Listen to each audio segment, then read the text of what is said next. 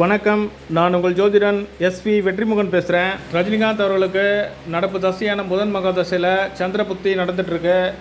இந்த சந்திர புத்தியும் எதிர்வர இருக்கின்ற செவ்வாய் புத்தியும் அவருக்கு சாதகமாக இருக்குமா என்ற தலைப்பில் ஆலோசிப்போம். ரஜினிகாந்த் அவர்கள் சிம்ம லக்னத்தில் பிறந்திருக்காரு. மகர ராசி, திருவோண நட்சத்திரம், 2வது பாகத்தில் பிறந்திருக்காரு. சிம்ம லக்னத்திற்கு 12ஆம் இடமான மோட்ச விரயஸ்தானங்களுக்கு அதிபதியாகிறாரு சந்திரன். ராசிக்கு 7ஆம் அதிபதியாகவும் லக்னத்திற்கு 12ஆம் அதிபதியாகவும் சந்திரன் விளங்குவதால் ஆயுள் கண்டத்தை ஏற்படுத்தக்கூடிய முதன்மையான கிரகமாக சந்திரன் விளங்குறாரு. ரஜினிகாந்த் சிம்ம லக்னத்தில் பிறந்திருக்காரு. தசாநாதன் புதன் 2ஆம் இடத்துக்கு அதிபதி ஆகிறாரு.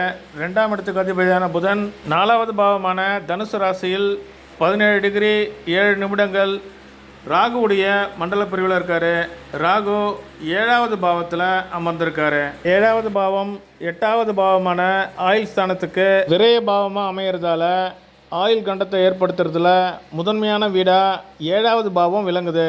தசாநாதன் புதன் 7வது பாவத்தை மண்டல வழியிலையும் 4, 6, 8 ஆகிய பாவங்களை உபமண்டலம் வாயிலாகவும் குறிக்கிறாரு. 4, 6, 8 ஆகிய பாவங்கள் உடல் நலக்குறைவை ஏற்படுத்தக்கூடிய பாவங்கள். புத்திநாதன் சந்திரன் 12ஆம் பாவத்துக்கு அதிபதியாகி 6வது பாவத்தில் 13 டிகிரி 52 மினிட்டு செவ்வாயுடைய மண்டல பிரிவுலையும் ராகுவுடைய சப்புலையும் இருக்கார். சந்திரன் 5, 9, 12 ஆகிய பாவங்களை மண்டலம் வழியாகவும் 1, 7 ஆகிய பாவங்களை உபமண்டலம் வாயிலாகவும் குறிக்கிறாரு. சிம்ம லக்னத்திற்கு பாதகாதிபதி செவ்வாய்.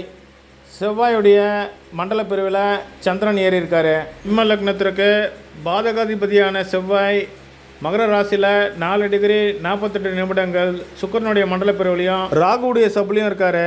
ராகு 7வது பாவத்தில் பலமாக அமர்ந்திருக்காரு. புதன் தசா சந்திர புத்தியில் புதன், கேது, சுக்கிர அந்தரங்கள் ஆயுளுக்கு கண்டத்தை ஏற்படுத்தும் விதமாக அமைந்திருக்கு. சந்திர புத்தியை தொடர்ந்து வரக்கூடிய செவ்வாய் புத்தியில் செவ்வாய் ராகு அந்தரங்கள் ஆயுள் கண்டத்தை ஏற்படுத்துகிற விதமாக அமைந்திருக்கு. 17/7/2026 30/9/2026 இதுவரையிலும் பார்த்தீங்கன்னா சாதகம் இல்லாத ஒரு நேரமாக தான் சூப்பர் ஸ்டாருக்கு இருக்குது. எல்லாம் வல்ல இறைவன் அவரை நீண்ட ஆயுளோடையும் நல்ல உடல் நலத்தோடையும் வைத்திருக்க பிரார்த்திக்கின்றோம்.